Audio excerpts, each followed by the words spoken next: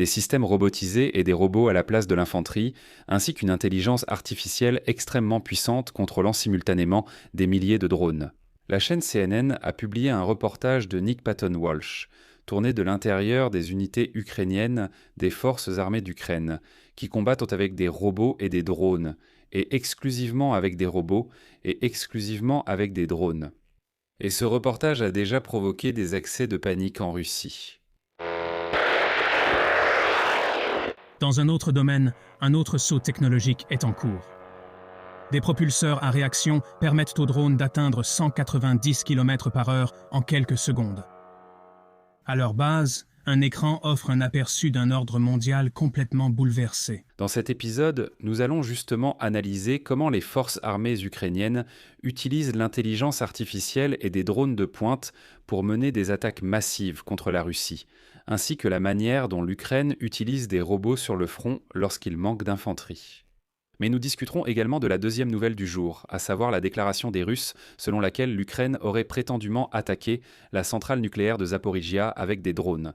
D'ailleurs, au moment de l'enregistrement de cet épisode, les Russes n'autorisèrent toujours pas les observateurs de l'AIEA à entrer sur le site. Dans ce contexte, les Russes menacent de frapper l'Europe si l'Occident ne met pas un terme au développement des drones en Ukraine, qui auraient en soi-disant attaqué la centrale nucléaire de Zaporijia. Donc ces deux nouvelles sont liées entre elles. Les Russes observent les succès des forces ukrainiennes avec les drones et tentent de les discréditer via de fausses attaques contre la centrale de Zaporijia. Je suis Alexei Petchi, discutons-en, mais avant cela,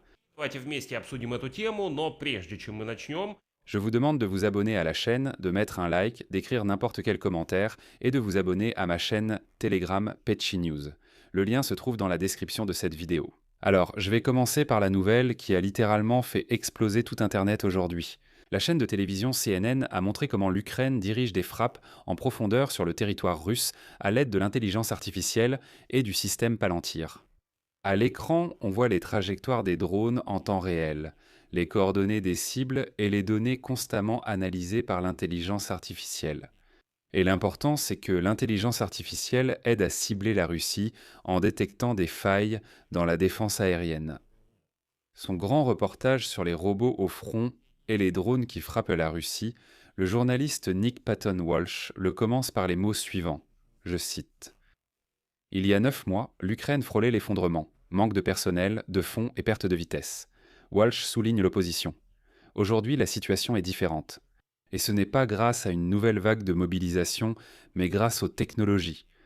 Et voilà que Walsh a rejoint les unités ukrainiennes combattant avec robots et drones. Le journaliste s'est rendu à plusieurs endroits, sur la ligne de front, où les robots chariots, comme on les appelle, transportent des munitions à la place des soldats. Et dans le centre de commandement des frappes à longue distance, où les vétérans d'Avdiivka et de Bakhmout sont maintenant assis dans des fauteuils de gamers.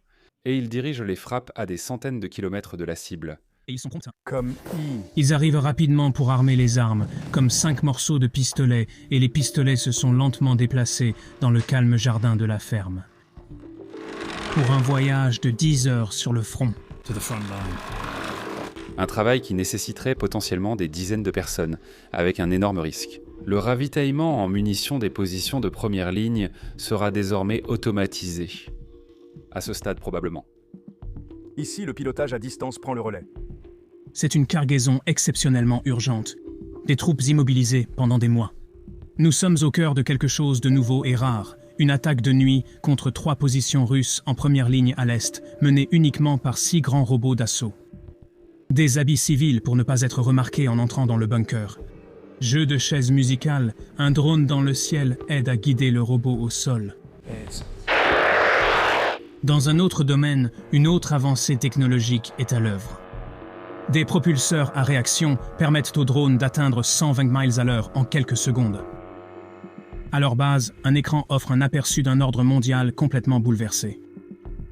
Des dizaines de drones ukrainiens patrouillent en Russie. Codes, coordonnées, cibles, alimentés par l'IA, défilent à l'écran plus vite que vos yeux ne peuvent lire. La Russie, souvent considérée comme la 3e puissance militaire mondiale, est prise pour cible par une série d'ordinateurs portables. C'est notre principal avantage. La Russie peine à détruire ce programme car nous sommes dispersés, sans centre commun, utilisant des dizaines de sites différents.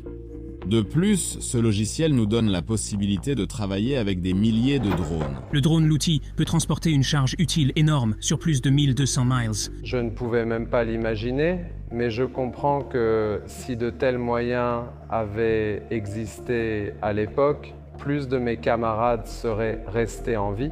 La suite du reportage montre et explique comment le système déjà connu Prisma fonctionne au poste de commandement de la direction principale du renseignement du ministère de la Défense de l'Ukraine. Il s'agit d'une interface logicielle développée conjointement avec la société américaine Palantir.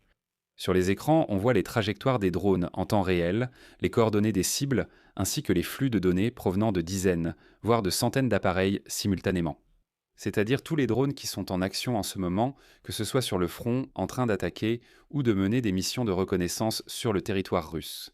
Ils transmettent immédiatement leurs signaux à un système unifié qui forme un véritable écosystème où toutes les failles de la défense russe sont enregistrées. Et c'est précisément l'intelligence artificielle qui aide le drone à attaquer les cibles russes, en contournant toute forme de défense. Comme le racontent les militaires, le principe clé de fonctionnement de ce système est le suivant. L'intelligence artificielle analyse les endroits où l'équipement de défense antiaérienne russe abat les drones et trace de nouveaux itinéraires à travers les brèches ainsi créées. À chaque frappe, l'algorithme s'améliore et commence à comprendre la logique des déplacements de la défense antiaérienne russe, ce qui rend l'itinéraire suivant du drone plus précis que le précédent. Et ce qui est important, le commandant au nom de code Vector a expliqué qu'il existe plusieurs centres de ce type, répartis sur tout le territoire du pays, et par conséquent, la destruction de l'un d'eux n'arrête en rien l'ensemble du système. Je rappelle la création du système Prisma. Début mai, le ministre de la Défense de l'Ukraine, Mikhail Fyodorov, l'a officiellement annoncé après une rencontre avec le directeur de la société Palantir, Alex Karp, qui s'est alors rendu personnellement à Kiev. Selon Karp, Palantir est actuellement responsable de la majeure partie de la désignation des cibles en Ukraine. Donc Vladimir Poutine peut placer autant qu'il veut ses systèmes de défense aérienne directement sur les toits des immeubles résidentiels. Je rappelle qu'il existe déjà des images montrant comment ils installent réellement une protection, un mur, sur un bâtiment en verre depuis un hélicoptère. Ils peuvent de continuer ainsi, mais les drones ukrainiens, aidés par l'intelligence artificielle, trouveront toujours un moyen de contourner cette protection. Et, comme il s'est avéré, l'attaque de mai contre Moscou était justement un épisode démonstratif de la façon dont l'intelligence artificielle aide les drones à contourner la défense aérienne, alors que, je le rappelle, Moscou est considérée comme la ville la mieux protégée de Russie. Parallèlement, CNN a montré des unités de robots terrestres, des véhicules à 4 roues, avec une énorme charge d'explosifs, ce qui signifie qu'ils partent attaquer, et les Russes les appellent déjà la mort silencieuse. Le fait est que l'on n'entend cette machine que lorsqu'elle est déjà à 10 mètres de toi. Depuis janvier, une seule de ces unités a mené 22 000 opérations de combat. Le président de l'Ukraine, Volodymyr Zelensky, a déclaré qu'en avril, les forces ukrainiennes ont pour la première fois capturé une position russe uniquement à l'aide de robots, sans un seul fantassin. L'essence de la stratégie est la suivante. Les brigades tiennent désormais des sections du front de plusieurs kilomètres avec 1 ou 2 positions, là où auparavant, il fallait 2 bataillons par kilomètre. Et maintenant, les Russes essaient de discréditer de telles avancées technologiques de l'Ukraine, en montrant notamment que ces systèmes pourraient soi-disant frapper même des sites nucléaires. Le Kremlin a déclaré que les forces armées ukrainiennes auraient prétendument frappé la centrale nucléaire de Zaporijia les 30 et 31 mai. Selon l'administration d'occupation de la centrale nucléaire de Zaporijia, dans l'après-midi du 31 mai, l'atelier de transport de la centrale a été touché par des tirs, 6 bus et 2 véhicules Gazelle ont été détruits, mais aucun membre du personnel n'a été blessé. La veille, le 30 mai, le directeur général de Rosatom, Alexei Likhatchiov, a déclaré qu'un drone de combat ukrainien avait attaqué le bâtiment de la salle des machines de la 6e tranche de la centrale nucléaire de Zaporijia Ouest. Selon lui, un trou s'est formé dans le mur, souvenez-vous de ce détail, et le drone était contrôlé par fibre optique, ce qui, d'après lui, exclut toute possibilité d'un impact accidentel. Selon Likhatchiov, il s'agissait de la première attaque délibérée contre l'équipement principal d'une centrale nucléaire, avec une perforation de part en part et des dommages au bâtiment de la salle des machines. Il faut se rappeler l'hystérie de Likhatchiov sur un prétendu trou dans le mur, car je vous montrerai ce fameux trou un peu plus tard. L'Ukraine rejette toutes les accusations.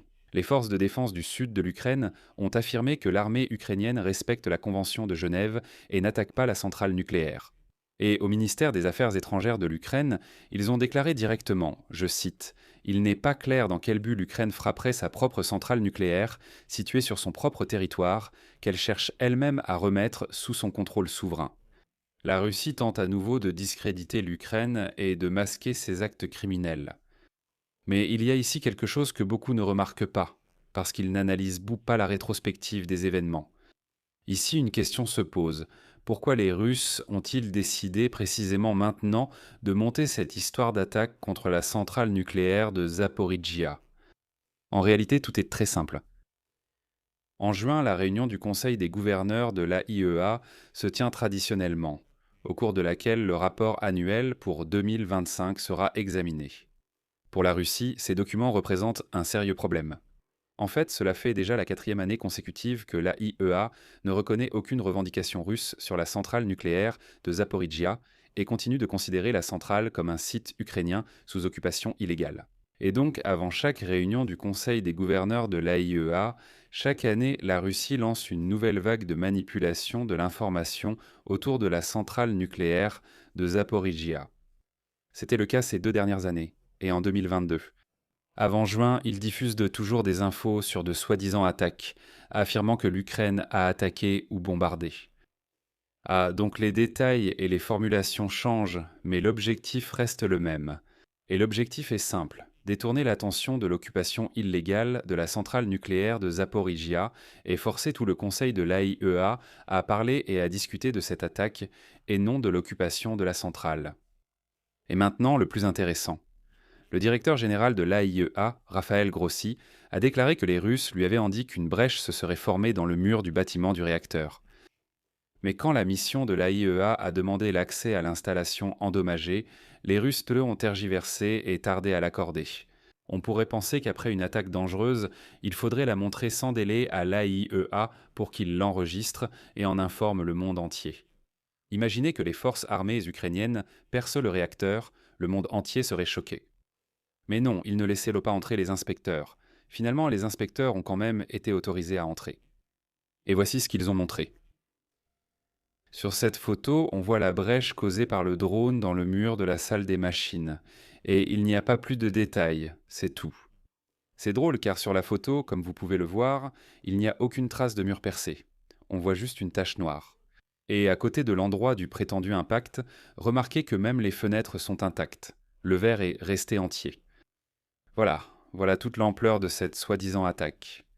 Mais cet événement a donné l'occasion au principal ivrogne de Russie, Dmytro Medvedev, d'ouvrir sa sale bouche pour proférer à nouveau des menaces à l'encontre de l'OTAN.